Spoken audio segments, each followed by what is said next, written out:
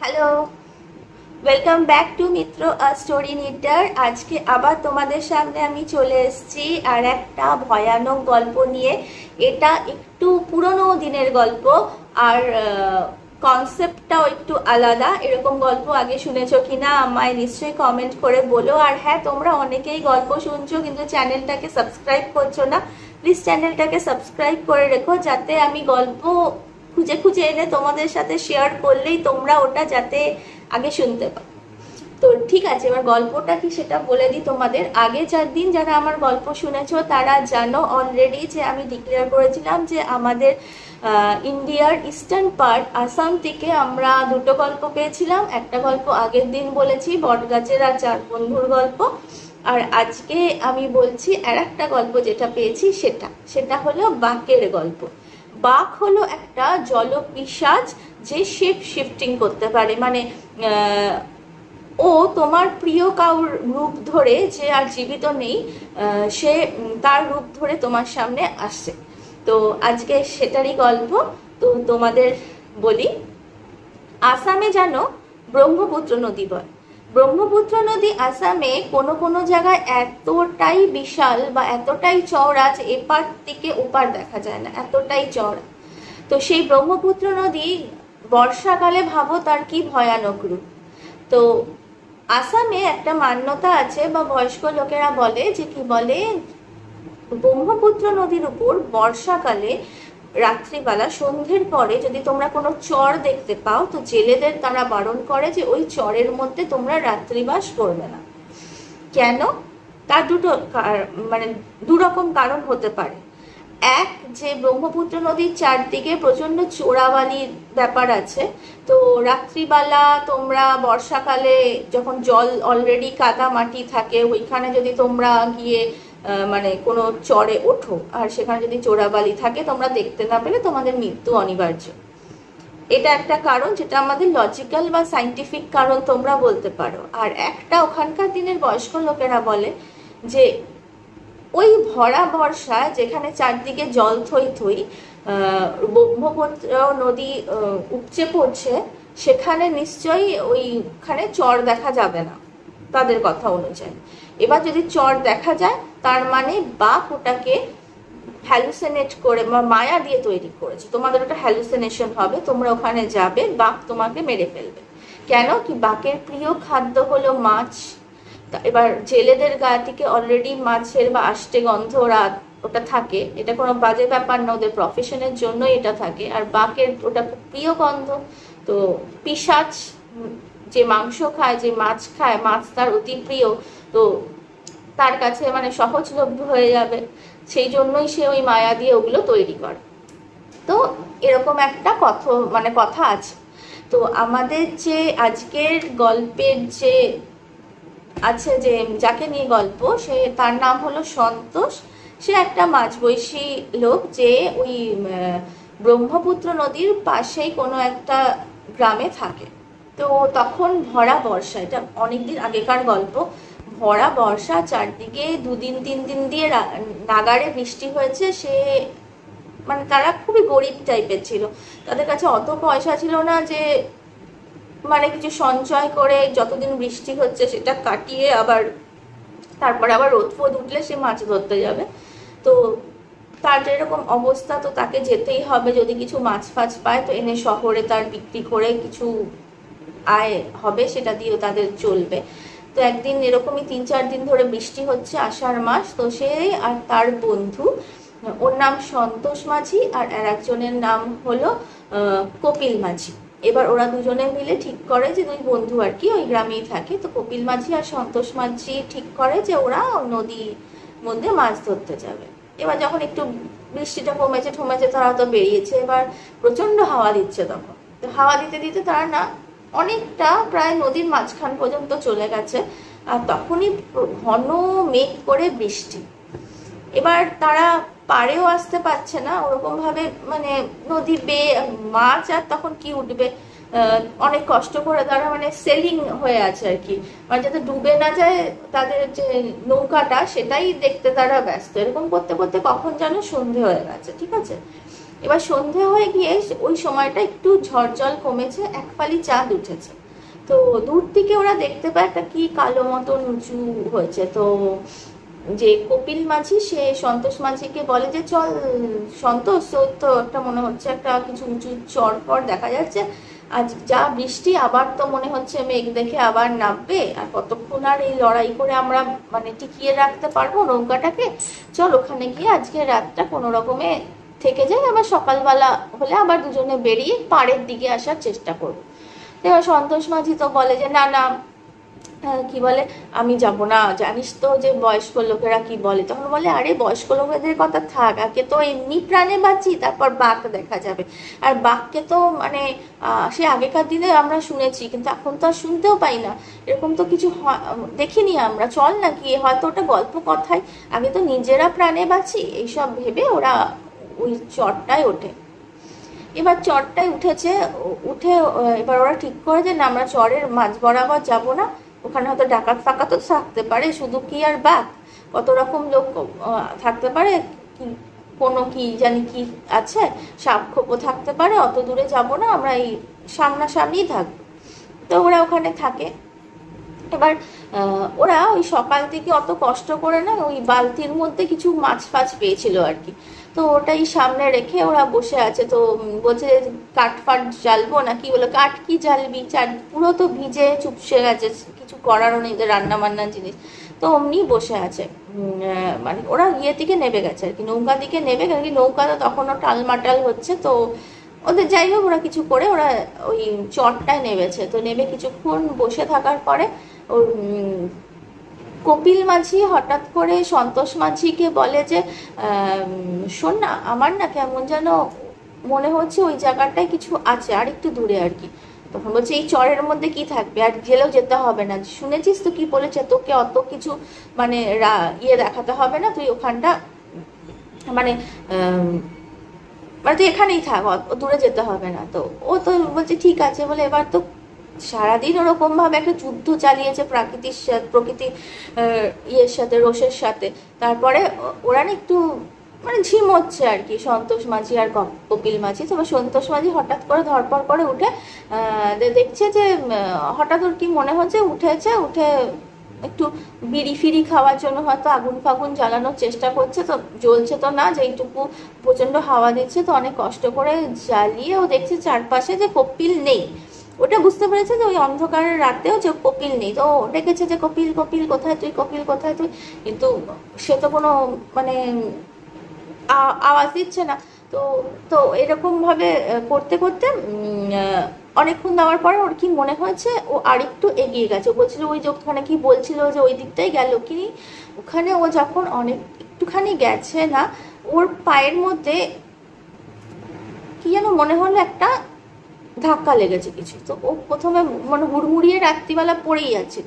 তো বলছে কি বলে এরকম ভাবে হাত দিয়ে দিয়ে দেখছে, মনে হচ্ছে যে একটা মানুষের আর কি অবয়ব আর কি, মানে মানুষ একটা অবয়ব তো না, মানে অবজেক্টটা মানুষের মতন লাগছে জিনিসটা। তো ও যখন এরকম করে হাত দিয়ে দিয়ে দেখছে, তখন যেহেতু বললাম তখন অনেকটাই বৃষ্টি কমে এসছে, এক ফালি চাঁদ মতন উঠেছে। তো চাঁদটা না মেঘটা একটু সরে গিয়ে চাঁদটা আর একটু স্পষ্ট হয়েছে। তখন দেখছে ও যে নিচে শটাং হয়ে কপিল মাঝি এমনি উবুড় হয়ে শুয়ে আছে। তখন ও তো প্রচন্ড ভয় পেয়ে যায় যে কি হয়ে গেল রে বাবা। তারপর ও কপিল কপিল করে রাখছে, সে তো আর ওঠে না। বলে যখন এরকম ভাবে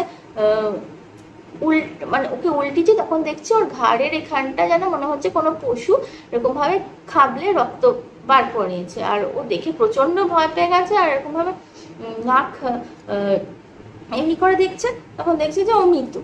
ও তো মানে ওখানে ভয়ে পেয়ে ও ওইখান থেকে ব্যাক টু ওদের যে নৌকো ছিল ওখানে, এবার নৌকোর সামনে এসে যখন দেখছে, তখন দেখছে যে তখন তো বললাম চাঁদটা অনেকটাই মানে পরিষ্কার হয়ে আসছে, আর দেখা যাচ্ছে যে ওই ইয়ের মধ্যে ওই যে নৌকোর যে ছাউনি আছে না, ওখানে কপিল বসে আছে।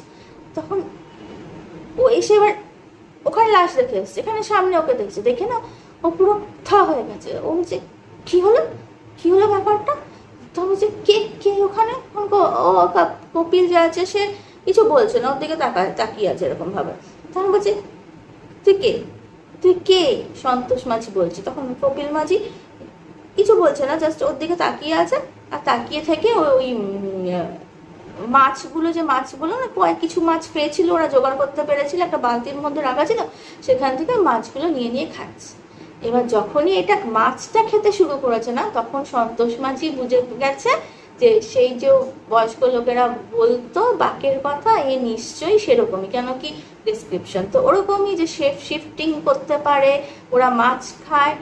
এবার ওর প্রচন্ড ভয় লেগেছে। এবার ও কি করবে? এবার ও দেখছে যে কপিল মাঝি যেখানটা বসে আছে, মানে কেমন জায়গায় বসে আছে, ছাউনিটা, তো ছাউনিটার ঠিক আগে বসে ও মাছগুলো খাচ্ছে, আর ঠিক পেছনে ওদের ভগবানের মানে একটা শিবের একটা ছবি ছিল। এবার ওর কি মনে হয়েছে সন্তোষ মাঝি, যে আমাকে ঠাকুরের কাছে যেতে হবে, আমি যদি ঠাকুরের কাছে যাই তখন ওই মানে এ কিছু করতে পারে, এটা ওর বিশ্বাস। আর দেখো একটা কথাই আছে, বিশ্বাসে মহিলায় বস্তু, তাই না, তর্কে বহুদূর। তো যাই হোক, তো এবার ও না আবার গুটি গুটি পায়, মানে মানে বলবো সন্তোষ মাঝির, মানে ও বুঝতে পারছে সামনে একটা মনস্টার বসে আছে বা পিশাচ বসে আছে, তাও ওর মানে বুকে বল নিয়ে ও টিপ টিপ করে উপরে ওই ইয়েটার উপরে উঠেছে, নৌকোটার উপরে। এবার যখন গেছে, যে ওটা তো বাকি বলবো, ওটা তো আর কপিল নয়, কপিল তো অলরেডি মরে গেছে, মানে বাঘটা ওর দিকে এমনি এমনি করে তাকাচ্ছে আর এমনি করে করে হাসছে। মানে ও বুঝতে পারছে যে বাবা আয়, আগে আমি এগুলো খেয়ে নিই, তারপর তোকে তো খাবোই, এখানে তোকে কে বাঁচাবে, এমনি এমনি করে করে হাসছে, মানে মিষ্টি মিষ্টি করে। এবার ও আস্তে আস্তে ওর পাশে গেছে, গিয়ে ওকে ক্রস করেছে আস্তে আস্তে, যাতে গায়ে না লাগে ওরকম ভাবে ক্রস করেছে, আর ওই এমনি করে তাকাচ্ছে আর মাছ খাচ্ছে। গিয়ে ও যেই ওকে ক্রস করে দৌড়ে গিয়ে শিব ঠাকুরের ছবিটা বুকের মধ্যে এরকম ভাবে নিয়ে শিবের নাম নিতে শুরু করেছে। এবার যেই ওটা দেখেছে না, বাঘটা খাওয়াটা বন্ধ করে দিয়েছে, মানে ও বুঝতে পারছে এটা কিছু কেস হয়েছে। এবার যখনই বাঘটা এবার এরকম ভাবে খুব রেগে গেছে, ওর মানে মনে হলো যেন খুব রেগে গেছে, গিয়ে ওর কাছে এরকম, বাঘ কিন্তু কোনো কথা বলছে না, ওর কাছে এরকম ভাবে মানে এগোতে গেছে, ও সঙ্গে সঙ্গে ঠাকুরের মুখটা ওইদিকে ঘুরিয়ে ওর মুখের কাছে এরকম ভাবে একদম প্রায় চেপেই ধরে, ওরকম ভাবে একদম সামনে এরকম ভাবে নিয়েছে। যেই ওটা দেখেছে, বাঘ কি করেছে, হাতে বসে যে মাছের ওই বালতিটা খাচ্ছিল, পুরো বালতিটা নিয়ে জলের মধ্যে ঝাঁপ দিয়েছে।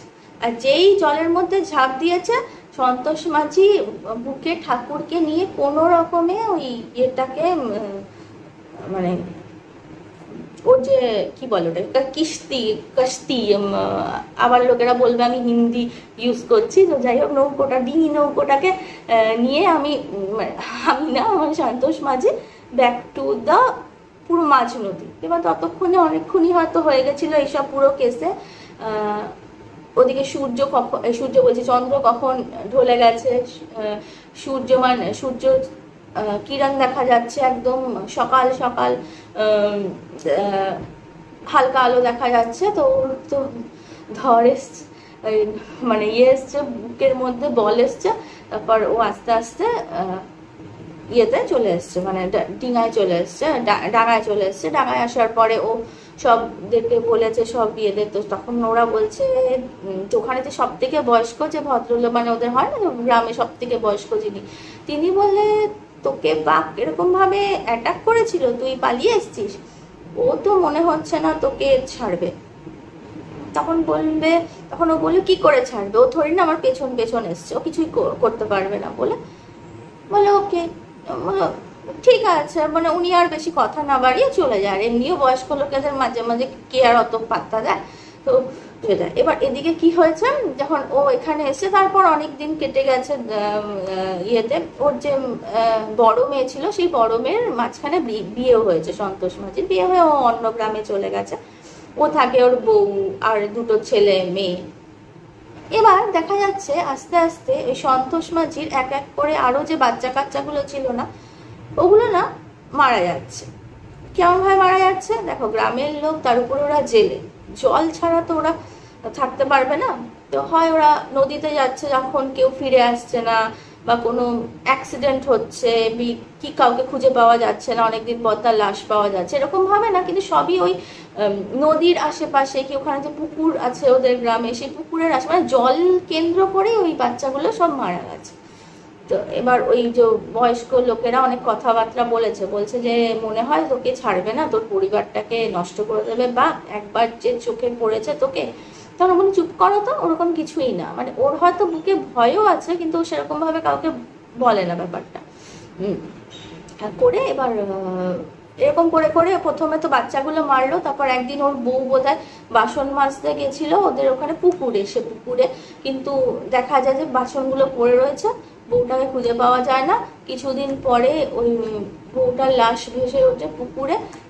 অনেকে বলে যে ওই বউটাকে নাকি মারতো সন্তোষ মাঝি, তো গিয়ে সুইসাইড করে নিয়েছে, এরকম অনেক কিছু কথা হয়। কিন্তু যে বয়স্ক যারা ভদ্রলোক ছিল বা বয়স্ক যারা ছিল তারা কিন্তু কন্টিনিউয়াসলি বলে যেতে থাকে এটা বাকেরই কাজ, এটা বাকেরই কাজ। তো যাই হোক, এবার কিছুদিন পরে দেখা যায় যে সন্তোষ মাঝিও ওই আবার কোনো ওই জেলে নৌকো করে গেছিল নদীতে, কিন্তু সেও আর ফিরে আসে না, অনেকদিন ফিরে আসে না। তো লোকেরা ভাবেও মরেই গেছে, ঠিক আছে।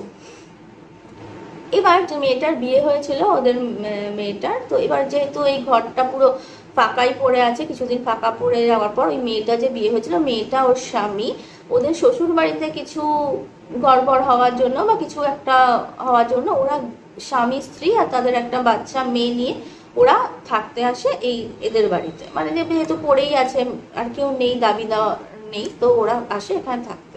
প্রথম প্রথম ভালোই থাকে। তো একদিন হঠাৎ করে সেদিনকেও একদম ঝড় জলের রাত ছিল, হঠাৎ করে নক করছে। আর এই যে মেয়েটার যে স্বামী ছিল সে জেলের ছিল না, সে অন্য কোনো প্রফেশনে ছিল, অন্য কোনো কাজ করতো। তো ওদের নদীর সাথে সেরকম ভাবে কোনো যোগাযোগ ছিল না। তো যাই হোক, তো ওরা এমনি রাত্রিবেলা ঝড় জলের রাতে না এরকম ভাবে হয়। তো ওই যে ভদ্রলোক বোধহয় কোথাও গেছিল আর মেয়েটা ছিল। তারপর মেয়েটা এমনি করে খোলে দেখেছে ও তো চিনতো মোটামুটি ওর বাবা যাদের সাথে কাজ করতো, দেখে এসছে। তো দেখছে যে কপিল যে ছিল না সে দাঁড়িয়ে আছে। তখন ওর তো প্রথমে ভয় পেয়ে যায়, কেন কি ও তো জানতো কপিল মরে গেছে, যদিও তারা কেউই লাশ দেখেনি, শুধু গল্প কথাই শুনেছে। তখন এমনি দাঁড়িয়ে আছে। তখন বলছে যে আরে কপিল কাকু তুমি? তখন বলছে যে খুব খিদে পেয়েছে, আমায় খেতে দিবি? কিন্তু গলাটা একটু ভারী ভারী, যেন মনে হচ্ছে খুব কাশি হয়েছে, গলা বসে গেছে। তখন বলছে কি খাবে তুমি? তখন বলছে যে আমার খিদে পেয়েছে, শুধু এটুকু বলছে আমার খিদে পেয়েছে। বলছে আচ্ছা ঠিক আছে তুমি বসো। তো ওকে বসে ভাত মাছ, এবার জানো বাঙালিরা আহমিয়ারা সবাই আমরা মাছ ভাত খেতে ভালোই বাসি, মোটামুটি সবার বাড়িতেই রোজ মাছ হয়। তো ওকেও অমনি মাছ ভাত খেতে দিয়েছে। একটা লোক যেরকম খায় সেরকম পরিমাণ। আর ওদের তো ওরকম জানতো না যে কেউ আসবে, যে রান্না করেছে ওদের পরিবারের জন্যই যেটুকু রান্না করেছে ওকে দিয়েছে। খেয়ে দিয়ে বলছে আমার আরো খিদে পেয়েছে, আমাকে আরো খেতে দাও। তখন একটু অবাকই হয়েছে, তারপর না ও আরো খেতে দিয়েছে। খাওয়ার পরে ওই মানে যে কপিল কাকু যে ছিল সে বলছে যে আমাকে আরো খেতে দিচ্ছে। বলছে আমার তো আর কিছু খাবার নেই, ঠিক আছে তুমি দাঁড়াও, আমি না কিছু বানিয়ে দিচ্ছি। তো ও কিছু বলে না, ও চুপচাপ বসে থাকে। আর তারপর মেয়েটা রান্না করছে। আর সেদিনকে ওর কাছে ওই মাছই ছিল, মাছি ভাতই ছিল। গ্রামের লোকেরা আর কত পরিপাটি করে 5 রকম পদ করে খায়, সেদিনকে হয়তো মাছেরই ব্যাপার ছিল। তো ওকে আবার সে মাছ ভাতই রান্না করছে। যখন রান্না বসিয়েছে তখন না কপিল যে আছে সে পেছন থেকে এসে দাঁড়িয়েছে, এসে ওকে বলছে আমার ওই জিনিসটা আছে ওর কাছে, ওটা দিয়ে দে, তাহলে আর তোকে কিছু বলবো না। ও শুনে প্রথমে কিছু বলেন, কি বলছে কাকে বলছে, পাগল হয়ে গেছে নাকি এতদিন পর এসছে। তারপর আবার বলছে তোর কাছে যে জিনিসটা আছে ওটা আমাকে দিয়ে দে, তোকে কিছু বলবো না। আবার ও পেছন ফিরে ঘুরেছে, দেখছে যে কেমন একটা চোখ মুখ করে দাঁড়িয়ে আছে কপিল কাকু। তখন বলছে তোমার কি জিনিস আছে আমার কাছে? বলে হ্যাঁ আছে, তুই ওটা দিয়ে দে, তাহলে তোকে আর কিছু বলবো না। তখন ও বলছে কি বলবে না, কেন বলবে না? তখন দেখছে ও বারবার ওই লোক মানে কপিল কাকু সে ওই একই কথা বলে যায়, তুই আমাকে জিনিসটা দিয়ে দে। আর যতবার করে বলছে যেন মনে হচ্ছে ওর রাগটা আরো ফুলছে। মেয়েটা তো এবার ভয় পেয়ে গেছে, বলছে কি দিয়ে যাবে? তখন হঠাৎ করে না সেই দাঁত মুখ খিচিয়ে পুরো অন্যরকমই দেখতে হয়ে গেছে জিনিসটা। মানে সে কপিলের মতন বা মানুষের মতন দেখতে সে নয়, সে অন্য কিছু, অনেকটা হাইট লম্বা হয়ে গিয়ে মানে সে বিচ্ছিরি একটা মনস্টারের মতন দেখতে হয়ে গিয়ে মেয়েটার এখানটা কামড়ে দেয়। ও বিশাল জোরে চিৎকার করে। তখন আশেপাশে গ্রামে যে আশেপাশে বাড়ি থেকে সবাই দৌড়ে আসে, এসে দেখে তোর এখান দিয়ে গল গল করে রক্ত পড়ছে। ওকে যখন জিজ্ঞেস করে যে কি হয়েছে, তখন পুরো ঘটনাটা বলে যে কপিল কাকু এরকম করছে। তখন এবার ওরা বলে কপিল, কপিল তো সে কবে মারা গেছে রে, কি বলছিস তুই? তখন বলছে কি হ্যাঁ আমি ঠিকই বলছি, এরকম হয়েছে। তখন ওই বয়স্ক যে ভদ্রলোক ছিল বলছে কি যে আমি বলেছিলাম বা ওরকম ছাড় এই করেনি। এবার ওর বরটাও এসছে, বরটা এইসব শুনে না ওর মনে হলো যে আমি যখনই এই বাড়িতে আসতাম আর কিছু অঘটন দেখা, কেউ মারা গেলে বা কিছু, তো জামাইরা তো আসেই না কাজে, তখন এই ভদ্রলোক আসতো আর এই সেম কথা বলতো। একে মানে ধরতে হবে যে কি ব্যাপার। তো ওর বর গিয়ে ওর যে বয়স্ক ভদ্রলোক ওনাকে বলে, তখন ও পুরো বলে যে দেখো আমাদের এখানে এরকম আছে বাঘ, যে যার একবার নজরে পড়ে যায় তাকে সে ছাড়ে না। তখন বলছে সে ঠিক আছে, তাকে ছাড়ে না তো ওর তো বাবা মরে গেছে, আর ও কি বলছে তার জিনিস আছে, বলে সেটা তো আমি বলতে পারবো না। কি জিনিস আছে বাঘের, চুরি করে এনেছে না কি হয়েছে? তখন এবার একজন গুণিনকে ডাকা হয়, ঠিক আছে। এবার গুণিনটা এসে সব দেখে, গণনা করে, তারপর ওই মেয়েটাকে আর যে বরটাকে, বাচ্চা মেয়েটা তো ওর যে মেয়েটা ছিল ছোট, ওকে কিছু বলে না। তো বলে আচ্ছা তোমরা একটা ঠিক করে ভেবে বলো, তোমাদের যখন ওই যাদের লাশ পাওয়া গেছে, যাদের পাওয়া যায়নি ওদের পরিবারে সে তো আলাদা কথাবার্তা, যাদের পাওয়া গেছে যখন তোমরা তাদের দাহ সংস্কার করতে, তখন কি তোমরা কিছু আনইউজুয়াল দেখতে পেতে? তখন বলতো যে হ্যাঁ একটা জিনিস আমাদের সবারই তখন মনে হতো, কাকে আর বলবো, সেভাবে কিছু বলা হয়নি। যখন ওই রাখা মানে যখন যে মৃতদেহ যখন রাখা হয়, একজন কিন্তু পাশে বসে থাকে হাত ধরে। এটা শুধু আমাদের বাঙালিদের না, অহমিয়াদের বা হিন্দুদের মধ্যেই ব্যাপারটা আছে যে তারা কিন্তু মৃতদেহ স্পর্শ করে বসে থাকে, তার মানে কাউকে একটা প্রেজেন্ট থাকতে হয়। যখন ওদের নাকি এরকম ভাবে ওই মেয়েটা একবার বোধহয় বসেছিল আর বড় যেহেতু কেউ নেই ওরাই বসতো, তখন ওরা দেখেছি ওদের মনে হতো যেন ওই যে মৃতদেহটার চারদিকে এরকম জলের ছাপ পড়তো, পায়ের ছাপ। ওরা দু একবার দেখেছে, ভেবেছিল কাউকে বলবে, তারপর বলা হয়নি। তখন মাহলটাই এরকম থাকে, শোকের মাহল থাকে, তো এরকম ছাপ দেখতে পায়। আর তারপর ছাপটা এরকম ভাবে মানে ওই মৃতদেহটাকে যেন ঘুরতো। তারপর মৃতদেহ নিয়ে চলে যাওয়ার পরে ওরা ওদের যখন তারপর কিছুদিন পরে বা রাত্রিবেলা, যে সেদিনকে রাত্রে, অন্যদিন না, সেদিনকে মৃতদেহ নিয়ে যাওয়ার পরে যে রাতটা পড়তো, সেই রাতটা ওরা ওদের মাঝে মাঝে মনে হয়েছে যেন ওই বাড়ির ভেতরে ওই জল ছাপটা গেছে আবার বেরিয়ে এসছে, কিছুক্ষণ পর শুকিয়ে যেত, এগুলো কিছুক্ষণ কেউ কেউ দেখেছে ওরা ব্যাপারটা। তো সেটাই বলে আনইউজুয়াল থিং। তখন বলে কি আমার মনে হচ্ছে যে কিছু একটা জিনিস, ওই বাকের জিনিস যেটা চলে আসছে, কিন্তু আমি বুঝতে পারছি জিনিসটা কি, কিন্তু যতক্ষণ না আমি দেখছি জিনিসটা বা খুঁজে পাচ্ছি, সেটা তোমাদের বলা ঠিক হবে না। তোমরা কি তোমাদের বাড়িটা আমাকে একবার দেখতে দেবে ভালো করে? তখন বলে অফকোর্স, তোমাকে তো তাই জন্যই এনেছি, দেখো। তো যখন ঘুরে ফিরে সেই ওর বাবার জিনিসপত্র নেড়ে চেড়ে না দেখে যে একটা পোটলা বার করে, বেশি বড় না, মানে ছোট্ট মতন পোটলা কেমন ভেজা ভেজা, মানে জল টুপটুপ করে পড়ছে না কিন্তু কেমন ভেজা ভেজা, ওটাকে বার করে এমনি করে নিয়ে এসে বলছে যে এটা কি? তখন বলছে জানি না। বলছে তোমাদের কি জিনিস, ভালো করে মনে করে বলো। তো মেয়েটা বলছে না আমি তো কোনোদিন দেখিনি, আর এরকম ভেজাই বা কেন জিনিসটা? তখন বলছে আমি মনে হয় বুঝতে পেরেছি, এটা বলা হয় বাঘ বা জল পিশাচ যেটা হয়, ওকে চেনার বা ওর প্রাণ যেটা থাকে সেটা হলো একটা পুটুলির মধ্যে থাকে। সেই পুটুলিটা ও সবসময় কাঁধে করে বা সবসময় নিজের কাছে রেখে দেয়, ওটাই ওর প্রাণ, ওটাই ওর শক্তি। তো এখানে পুরো গল্পটা যখন বলা হয় এই গুণিনকে, যে প্রথম দিকে সেই কুশল আর যখন গেছিল সন্তোষ মাঝি, যখন সেই গেছিল প্রথম, তখন বললো তখন হয়তো বাঘ যখন লাভ দিয়েছিল তখন হয়তো পুটলিটা না নিয়েই লাভ দিয়েছিল।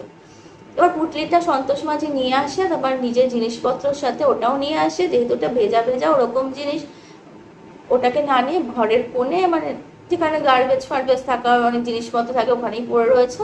এবার বাঘ ওটার খোঁজে আসে, তাই জন্য যখন ওর বাবাকেও বা ওদের পরিবারের সবাইকে মারার হয়তো ওর ইন্টেনশন ছিল না, ওর ওই সন্তোষ মাঝিকেই মারতো, কারণ কি ওর নজর ওর উপর পড়েছিল, কিন্তু সবাইকে ওই জিনিসটা খুঁজতে এসে যাকে যাকে সামনে পেয়েছে বা ওর রাগ হয়েছে তখন তাদের তো মেরেইছে, সন্তোষ মাঝিকেও মেরেছে, তারপরে ও জিনিসটা খুঁজতে এখন এদের উপর হামলা করছে বা এই বাড়িতে বারবার ফিরে আসছে। তখন বললাম তাহলে এখন উপায়, বল একটাই উপায়, যাও এই বা এটাকে নিয়ে গিয়ে আমি এটাকে পুরো পুজো করে দিচ্ছি, তোমাদের দেহ বন্ধন আগে করছি, কে করবে কাজটা আগে বল। তখন যে মেয়েটা, সে মেয়েটা বলে আমি করবো, কারণ কি এটা আমার পরিবার থেকেই হয়েছে।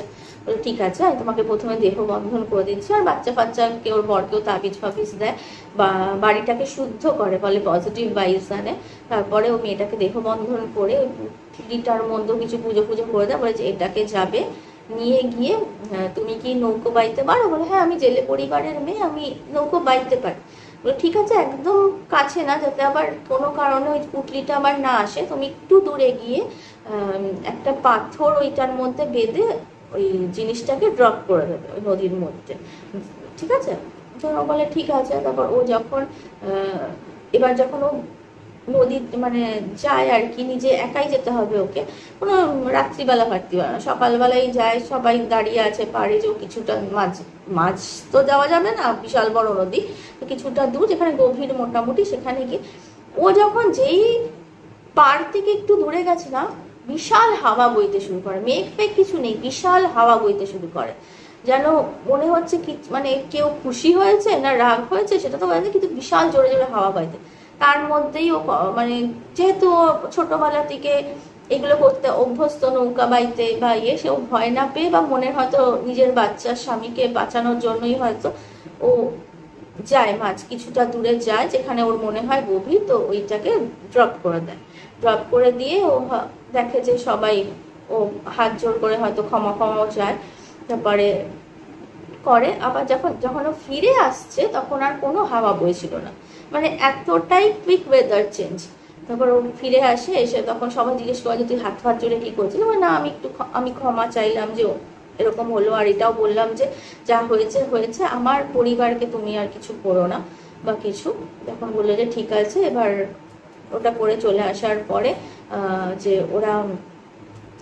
ওরা না মা মনসাকে খুব মানতো, তো মানে ওই গ্রামের লোকেরা, তখন যে গুনিন ছিল সেও বলে যে ঠিক আছে তোমরা তো মা মনসাকে মানোই, মা মনসা নদীরও ইয়ে আর কি, তো তোমরা ভালোভাবে পুজো দাও, মানে একটা পজিটিভ এনার্জি পজিটিভ ভাইবস তো আসবে।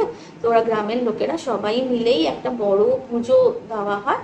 পুজো দেওয়ার পরে আর কোনোদিনই তাদের বাড়িতে বা তাদের গ্রামে আর কোনো সমস্যা হয়নি, কিন্তু তারা এখনো সেই কথাটা মাথায় রাখেন যে খুব ঝড় জলের রাতে যদি হঠাৎ করে কোনো চড়া জেগে ওঠে বা চড়া থেকে কোনো জায়গা থেকে এক ফোঁটা লাইট আসে, সেই দিকে তারা না যাওয়ারই চেষ্টা করে। তো আজকে হলো আমাদের গল্প এখানে শেষ, একটা পুরোনো দিনের গল্প। কেমন লাগলো বলো? আমার তো বেশ আনইউজুয়াল লেগেছে, আমার কিন্তু এরকম গল্প আগে শুনিনি, খুব ভালো লেগেছে। তাই জন্য তোমাদেরও বলে দিলাম, তোমাদের কেমন ভালো লাগছে সেটা একটু প্লিজ লাইক করো আর কমেন্ট করো তোমাদের কিরকম ভূতের গল্প শুনতে চাইছো সেইগুলো গল্প বলো, না হলে আমি বুঝবো কি করে? তারপর তো আমি লোকদের বলবো যে আমাকে এরকম গল্প দাও, আমার ভিউয়ার্সরা শুনতে চাইছে, তাই না? তো ঠিক আছে, তাহলে আজকের মতন টাটা। আবার খুব জলদি একটা পরের একটা ইন্টারেস্টিং গল্প নিয়ে ফিরে আসছি। তো আজকের মতন বাই।